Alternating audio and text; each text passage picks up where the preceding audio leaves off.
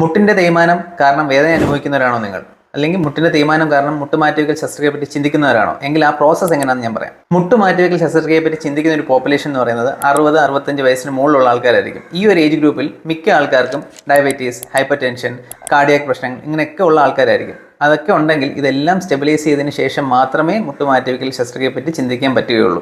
ഇതിനൊപ്പം തന്നെ എന്തെങ്കിലും ഇൻഫെക്ഷൻസ് ഉണ്ടെങ്കിൽ, അതായത് പല്ലിൻ്റെ പോടുണ്ട്, അല്ലെങ്കിൽ സ്ത്രീകളാണെങ്കിൽ യൂറിനറി ഇൻഫെക്ഷൻസ്, ഗൈനക്കോളജിക്കൽ ഇൻഫെക്ഷൻസ് ഉണ്ടെങ്കിൽ ഇതൊക്കെ കൺട്രോൾ ചെയ്യേണ്ടി വരും. ഇതൊക്കെ കൺട്രോൾ ചെയ്തതിന് ശേഷം മാത്രമേ മുട്ടുമാറ്റിവെക്കൽ ശസ്ത്രക്രിയയെ പറ്റി ചിന്തിക്കാൻ പറ്റുകയുള്ളൂ.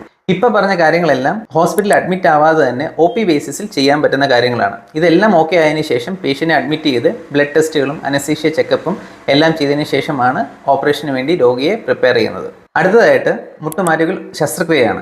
ഓപ്പറേഷൻ ചെയ്യുമ്പോൾ 2 മുട്ടും മാറ്റിവെക്കേണ്ട രോഗികളാണെങ്കിൽ എപ്പോഴും 2 മുട്ടും ഒരുമിച്ച് മാറ്റിവെക്കുന്നതാണ് ഏറ്റവും നല്ലത്. ഈ 2 മുട്ടും ഒരുമിച്ച് മാറ്റിവെക്കുമ്പോൾ പറയുമ്പോൾ തന്നെ 2 മുട്ടും ഒരുമിച്ചല്ല ചെയ്യുന്നത്. ആദ്യം ഓപ്പറേഷൻ തിയേറ്ററിൽ 1 മുട്ട് കംപ്ലീറ്റ് ചെയ്തതിന് ശേഷം അടുത്ത മുട്ട് ചെയ്യുകയാണ്. ഈ 1 മുട്ട് കംപ്ലീറ്റ് ചെയ്യുന്ന സമയത്ത് രോഗിക്ക് എന്തെങ്കിലും ഓക്സിജൻ ഫോളോ, BP ഫോളോ ഒക്കെ വന്നു കഴിഞ്ഞാൽ ആ 1 മുട്ട് കൊണ്ട് അവിടെ നിർത്തിയതിന് ശേഷം ഇതെല്ലാം കറക്റ്റ് ചെയ്ത് 2-3 ദിവസം കഴിഞ്ഞ് അടുത്ത മുട്ടിലേക്ക് പോവുള്ളൂ. ഒന്നും കുഴപ്പമില്ല, നോർമലായിട്ട് പോകുന്ന ഒരു സിറ്റുവേഷൻ ആണെങ്കിൽ 2ാമത്തെ മുട്ടും ഒറ്റ സിറ്റിങ്ങിൽ തന്നെ മാറ്റിവെക്കാവുന്നതാണ്.